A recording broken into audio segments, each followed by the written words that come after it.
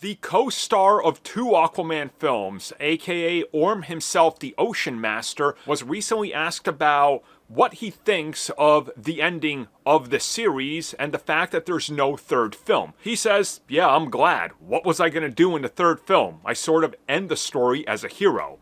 And then talks a little bit more about his future with DC Studios.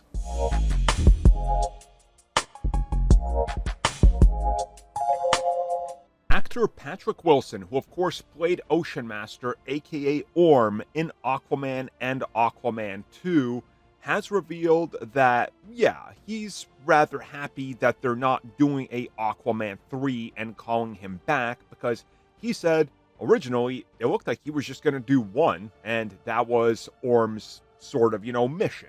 Be the first villain and then move on. But when the second film changed direction, they brought his character back.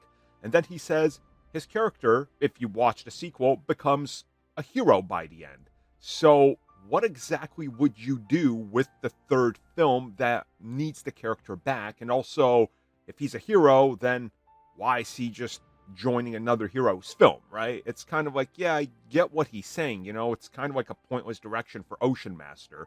He's a villain. Once you brought him over onto the heroic side of things, especially in the context of a film, why do you need to keep bringing him back?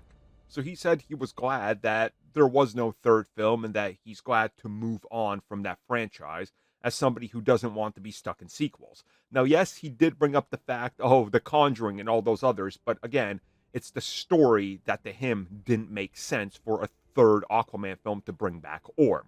And then when asked about potentially returning to the DC universe, and this came from Variety, he says he's not really sure. Like, yeah, he's seen that Jason Momoa is Lobo, and that's cool.